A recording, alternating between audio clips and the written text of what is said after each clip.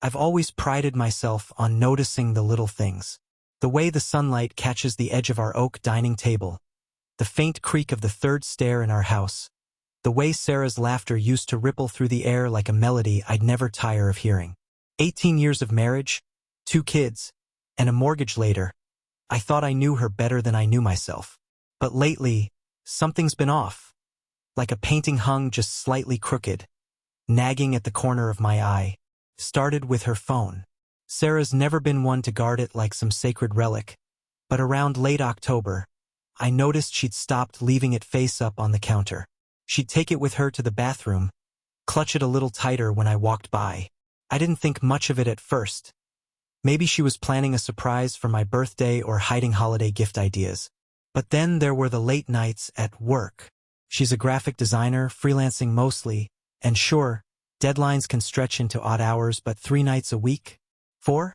And always with that faint scent of cologne clinging to her jacket when she slipped through the door at midnight, muttering about client meetings. I'm not a suspicious man by nature.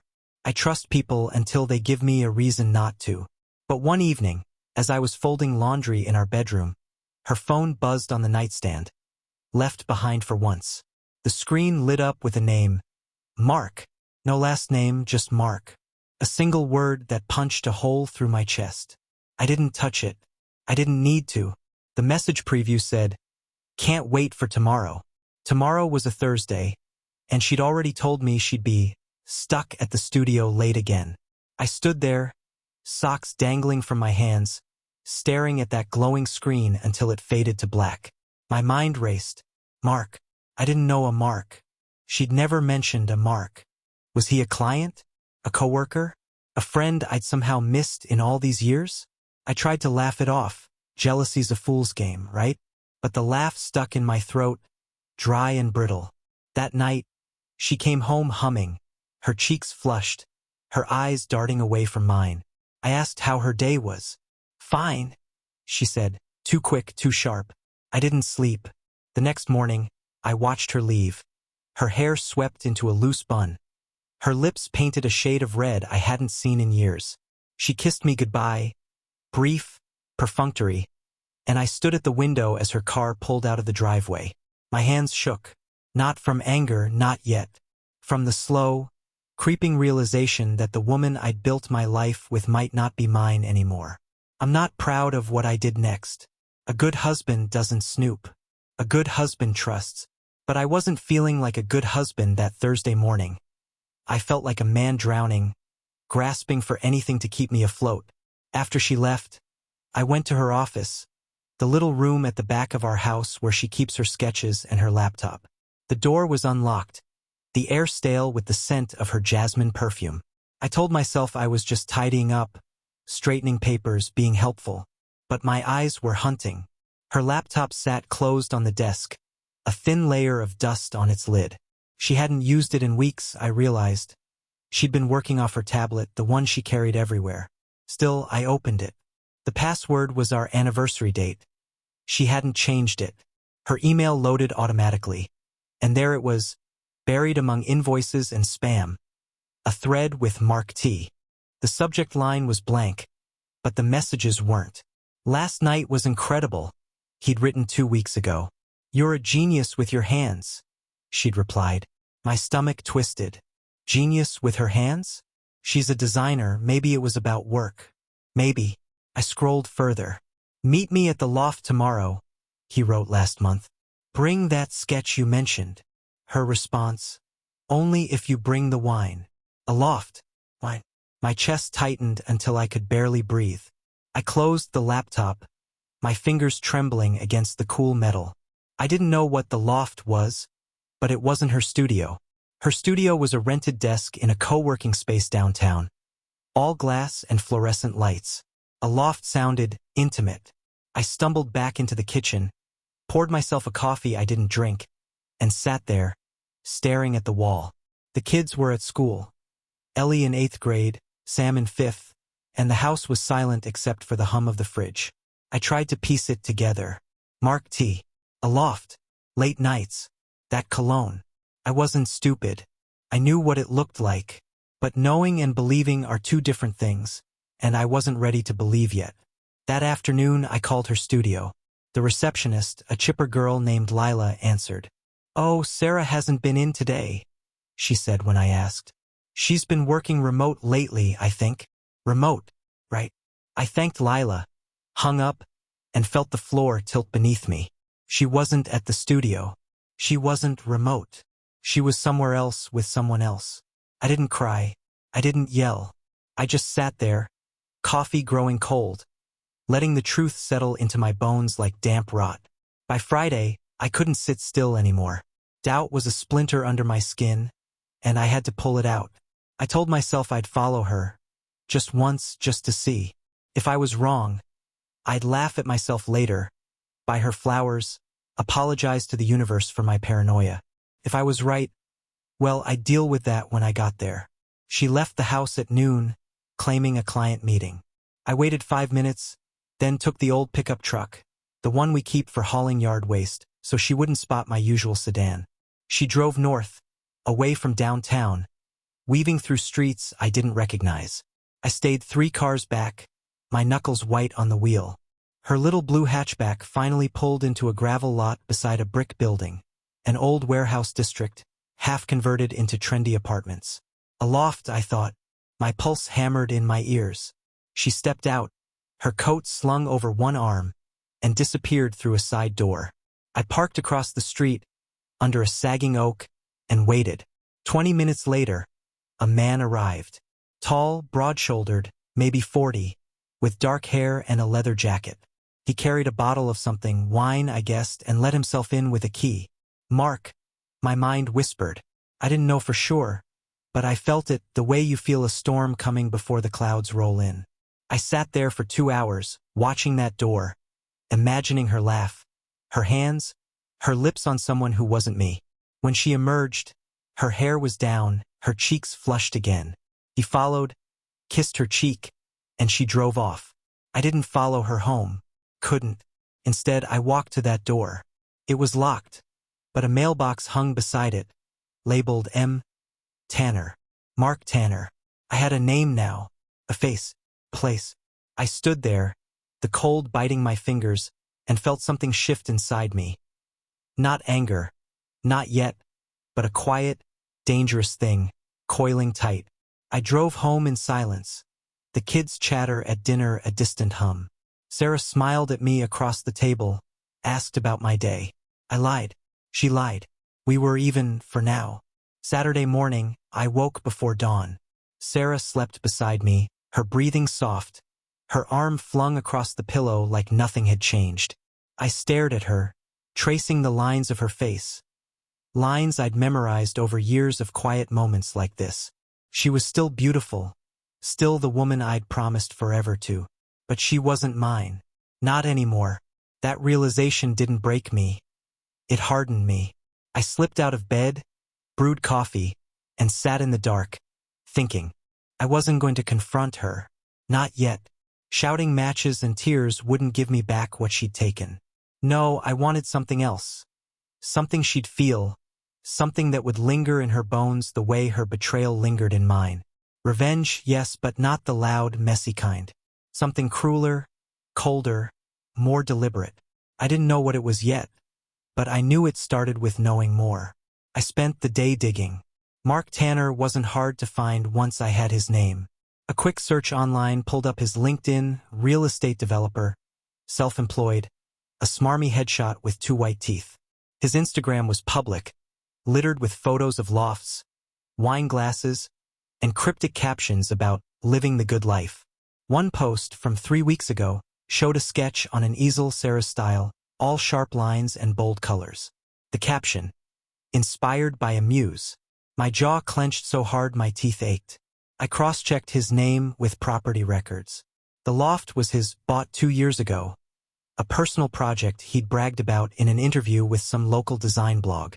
Sarah must have met him through work, I figured, a client turned confidant turned whatever they were now. I printed everything, tucked it into a folder, and hid it in my toolbox in the garage. Evidence, I told myself. Leverage. That night, she suggested a movie. I agreed, sat beside her on the couch, her head resting on my shoulder like old times. I played the part, laughed when she did, passed the popcorn, kissed her forehead. She didn't notice my hands didn't linger, didn't feel the ice beneath my skin. I watched her more than the screen, studying the way she moved, the way she lied without saying a word. I wasn't just her husband anymore. I was her shadow, her judge, her executioner in waiting. Sunday, she went out again. "Brunch with the girls," she said, her voice light, her purse slung over her shoulder. I didn't believe her, but I smiled, told her to have fun. The kids were at a friend's house, so I had the day to myself. I didn't waste it.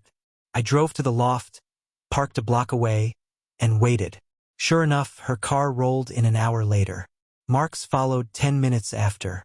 They didn't see me, didn't know I was there, watching from the truck with a pair of binoculars I dug out of the attic. They stayed inside for 3 hours.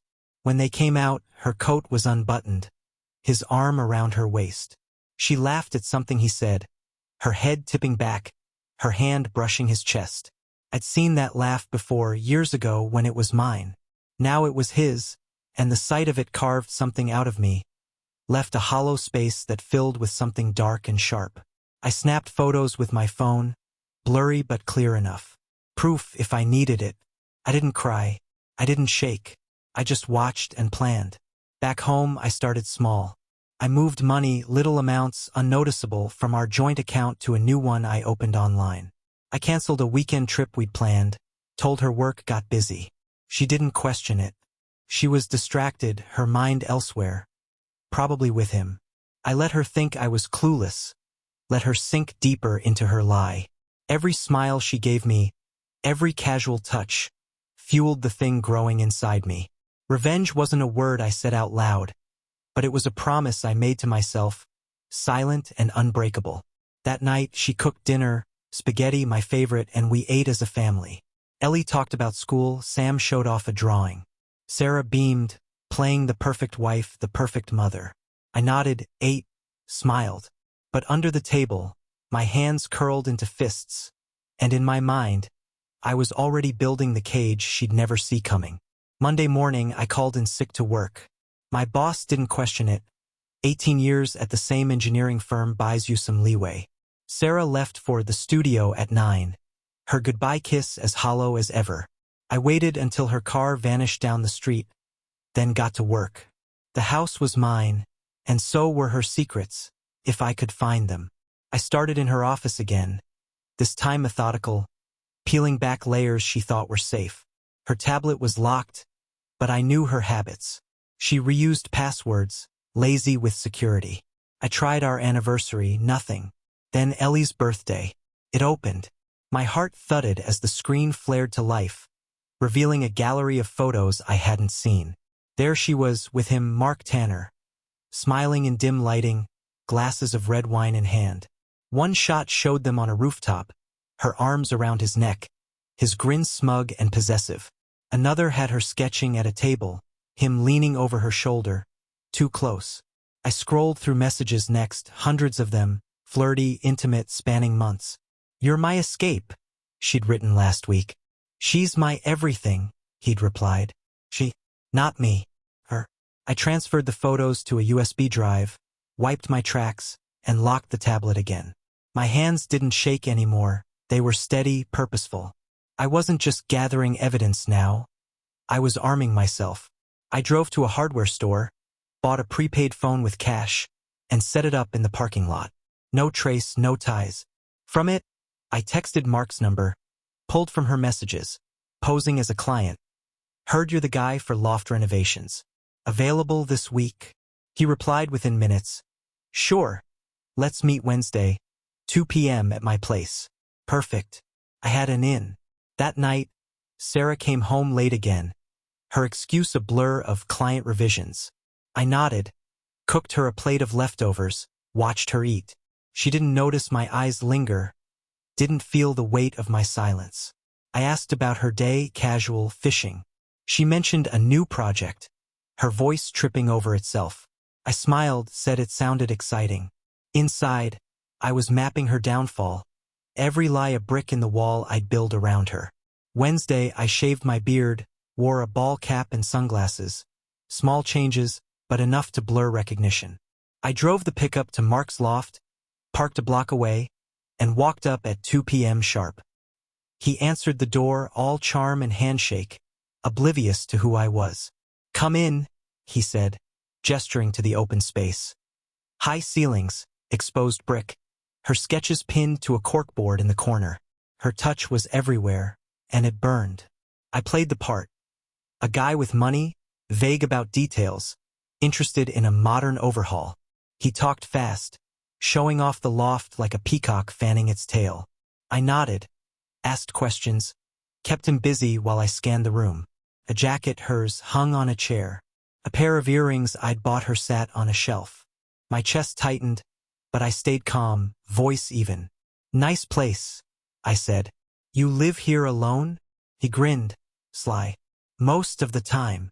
I wanted to smash that grin through his skull, but I smiled instead. I excused myself to the bathroom, slipped a tiny wireless camera. Bought online, untraceable, behind a vent grate. It'd record everything streamed to my prepaid phone. I'd see what they did here, how far her betrayal stretched. Back in the main room, I thanked him, promised to follow up.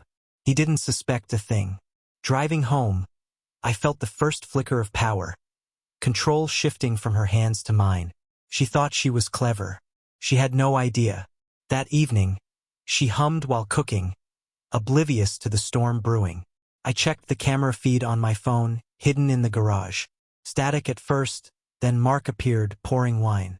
She arrived an hour later, coat off, laughing. They sat close, her hand on his knee. I watched until the screen blurred. Not from tears, but rage, cold and pure. I turned it off, breathed deep, and went inside to kiss her goodnight. Thursday, I didn't go to work again. I sat in the garage, the prepaid phone my lifeline, watching the feed. They met at the loft every day now. Lunchtime, evenings, whenever she could slip away. The camera caught it all. Her leaning into him, their whispered conversations, the way she shed her wedding ring like it was nothing. I saved every clip, built a library of her deceit. Hours of footage, timestamps, proof no one could deny. My anger didn't boil over. It crystallized, sharp and deadly. I dug deeper. Her bank statements showed lunches, hotel stays, gifts I hadn't received. She'd used our money, our life, to fund this. I traced Mark's life too. Divorced, no kids, a reputation for charm and shady deals. A real estate blog mentioned a big project he'd pitched. Luxury condos, funded by investors. I called a friend at the firm, asked about permits. "Tanner's cutting corners," he said. One complaint could tank him. I filed that away, a weapon for later. At home, I kept up the act. I complimented her cooking, helped Sam with homework, laughed at Ellie's stories. Sarah relaxed, thinking I was blind. She didn't know I'd mirrored her phone to mine. Every text with Mark pinging my screen. "Miss you already," she sent him Friday morning. "Soon," he replied. Soon. The word echoed in my skull. A countdown I'd turn against them. That night, I lay awake beside her. Her breathing soft, her lies loud. I didn't touch her. Couldn't. She was a stranger wearing my wife's face, and I was a man remaking himself in the dark. Revenge wasn't just an idea now, it was a machine, gears grinding, waiting for the right moment to strike. Friday, I met a guy I'd found online. A private investigator, discreet, cash only. I handed him the folder, Mark's name, address, photos, everything I'd collected. "I want his life," I said. "Every weakness, every secret." He nodded, no questions, and disappeared into the city. I didn't need to explain, it was business. While he worked, I built my own plan, piece by piece, quiet and relentless. The PI called Sunday night. "Tanner's in debt," he said. "Bad investments, owes $500,000. The condo project's his lifeline, lose that, he's done." He dug up more. A mistress before Sarah. A lawsuit hushed up. A temper when drunk. I thanked him, paid extra for silence. Mark was fragile, a house of cards begging to fall. And Sarah? She'd tied herself to him, her escape now a sinking ship. I tested the waters Monday. At breakfast, I mentioned a real estate article, casual, offhand, watching her reaction. Some developers in trouble might lose everything.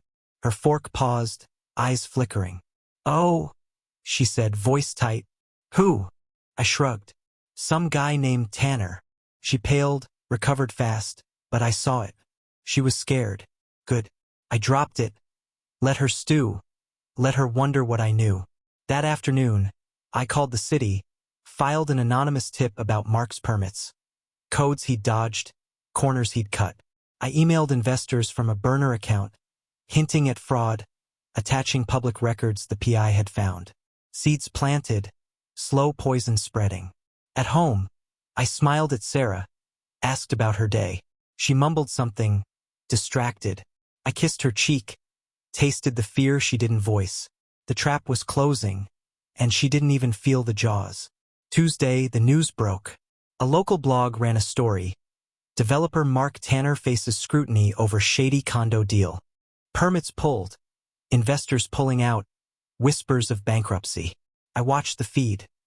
Mark pacing the loft, phone to his ear, voice sharp with panic. Sarah arrived, her face drawn. What happened? She asked. He snapped. Everything's falling apart. She tried to soothe him, but he pushed her away. I smiled at the screen, small and cold. She came home late, eyes red, claiming a headache. I offered tea, rubbed her shoulders, played the doting husband. Rough day? I asked. She nodded, avoided my gaze. I didn't push, didn't need to. The cracks were showing, and I'd only just started. Mark's ruin was step one. Hers was next. I slept that night, dreamless, the weight of her betrayal lifting as I tightened my grip on her future. Wednesday morning, Sarah barely spoke. She shuffled through the kitchen, her phone clutched tight, her eyes darting like a trapped animal's. I poured her coffee, asked if she was okay. Just tired, she muttered, her voice thin. I didn't press, I didn't need to. The news had spread. Mark's condo project was dead, his investors gone, his reputation shredded. I'd watched it unfold on the loft camera the night before. He'd thrown a glass against the wall, shouted into his phone, collapsed onto the couch alone. She hadn't been there. She'd come home to me instead, her escape crumbling. I checked her texts while she showered. It's over, Mark had written at midnight. I can't do this anymore. Her reply, please, we can figure it out. No response from him. She was losing him, and it showed, in the slump of her shoulders, the way she flinched when I spoke. I kept my mask on, gentle and oblivious, while inside I sharpened the next blade. His ruin was satisfying, but hers would be personal. That afternoon I visited a lawyer, not for divorce, not yet. I wanted options, ways to twist the knife without breaking our life apart publicly. He suggested a trust, a way to lock our assets, our house, our savings, out of her reach. Irrevocable, he called it. She'd need your consent to touch a dime. I signed the papers, named the kids as beneficiaries, left her name off. She'd never know until it was too late. Back home, I hid the documents in the garage, buried under tools she'd never touch. She came home early, claiming a canceled meeting. I cooked dinner, her favorite roast chicken, and watched her pick at it, her mind elsewhere. You seem off, I said casual. Anything I can do? She forced a smile, shook her head. I let it drop, let her drown in her silence. That night, the camera showed Mark packing boxes, moving out maybe. She didn't go to him. She stayed with me, trapped by her own choices, and I slept soundly beside her, my plan humming like a well-tuned engine. Thursday, I turned the screws tighter. I called her best friend, Jen, someone she'd always confided in, and invited her over for coffee. Jen arrived, all smiles, oblivious to the game. I steered the conversation, dropped hints. Sarah's been so busy lately, always out late. Hope she's not overworking. Jen frowned, said she hadn't heard from Sarah in weeks. I feigned surprise, planted the seed. Huh, wonder what's keeping her then. Jen's eyes narrowed. She'd dig. I knew she would. Sarah hated scrutiny from her friends. It'd rattle her. Next, I mailed a package, anonymously, from a post office across town. Inside were printouts of her texts with Mark, photos from the loft, timestamps, addressed to Jen. She'd confront Sarah, demand answers, and Sarah would squirm, her lies exposed to someone she couldn't dismiss. I didn't need to see it, I'd feel the fallout. That evening, Jen called her. I heard Sarah's voice rise in the next room, sharp and defensive. "It's not what you think." She hung up, stormed out, her face pale. "Headache?" she lied, retreating upstairs. I smiled into my coffee. The camera feed was quiet. Mark gone, the loft empty. I dismantled the device remotely, erased its trail. No evidence left, just memories on my drive. I moved more money, half our savings now sat in the trust, untouchable. She'd notice soon, but not yet.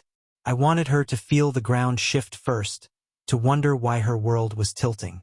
At dinner, she barely ate, her phone silent. I asked about Jen. "We fought," she said, curt. I nodded, sympathetic, while inside I counted the hours until she broke. Friday, she cracked. I came home from work, back to my routine, the perfect cover, and found her in the kitchen, eyes red, hands trembling. "Jen won't talk to me," she said, voice raw. "She thinks I'm hiding something." I tilted my head, concerned. "Are you?" She froze, then shook her head too fast. "No, it's just stupid drama." I let it hang, let her stew in the lie. Jen had done her part. Sarah's circle was shrinking, her safety net fraying. That night, she tried calling Mark. I saw it on my mirrored phone, he didn't answer. She left a voicemail, pleading, "We need to talk, please." Silence followed. I watched her pace the bedroom, muttering to herself, unraveling. I offered a hug, held her stiff frame, felt her pull away. "I'm fine," she snapped. She wasn't. She was a ghost of herself, haunted by shadows I'd summoned. Saturday, I pushed harder. I accidentally left bank statements on the counter, old ones showing our full savings. She'd check soon, find the new balance, panic. I called Ellie's school, arranged a weekend trip for the kids, sleepovers with friends. "Give us some quiet time," I told Sarah, smiling. She nodded, distracted. Alone with me, she'd have no buffer, no escape. I cooked again, poured wine, watched her drink too much. "What's wrong?" I asked, soft. She stared at her glass, said nothing. The silence was a vice, and I tightened it with every glance. Sunday, she found the trust. I'd left a letter from the lawyer, careless, on purpose, where she'd see it. She stormed into the living room, paper in hand. "What is this?" Her voice shook, high and brittle. I looked up, calm. "Protection for the kids. In case." Her eyes widened. "In case of what?" I shrugged. "Life's unpredictable." She threw the letter down, demanded answers. I gave none, just watched her spiral. She checked the accounts then, saw the missing money, the locked trust. "You can't do this," she shouted. "It's ours." I stood, voice low. "Is it? Where were you when I was building it?" She froze, face draining of color. I didn't say more, didn't need to. She knew I knew, even if I hadn't said it. She backed away, fled upstairs. I let her go, let her sit with it. The kids were gone, the house ours, and her world was a cage of my making. That night, she didn't sleep beside me. I found her on the couch, staring at nothing. I sat across from her, silent, waiting. "How long?" she whispered finally. I didn't answer, just handed her a USB drive, the one with the footage, the texts, her life with him. She took it, hands shaking, and I walked away. She'd watch it or she wouldn't. Either way, she'd feel the weight. Monday, she was a shell. She didn't leave the house, didn't speak. I went to work, came home to silence. The USB sat untouched on the table. She hadn't dared. I didn't force it. Her punishment wasn't in the watching. It was in the knowing. Mark was gone. Bankrupt, vanished from the city, her anchor lost. Jen and her friends had cut her off, whispers spreading. Our money was mine, our life rewritten. She had nothing left but me, and I was a stranger now. I didn't leave her. That'd be too easy. I stayed, cooked, smiled, lived around her like she was furniture. She'd lost her lover, her friends, her security, her pride. All without a shout, a scene, a single blow. She'd betrayed me in shadows. I'd buried her in them. One night, she tried to talk, voice small. Can we fix this? I looked at her, long and cold. Fix what? She shrank back, and I turned away. Years later, she'd still be here, trapped in a life I'd hollowed out, a marriage that was her prison. Cruel? Maybe. But she'd chosen him over me, and I'd chosen this over mercy. Revenge wasn't loud. It was quiet, patient, and mine.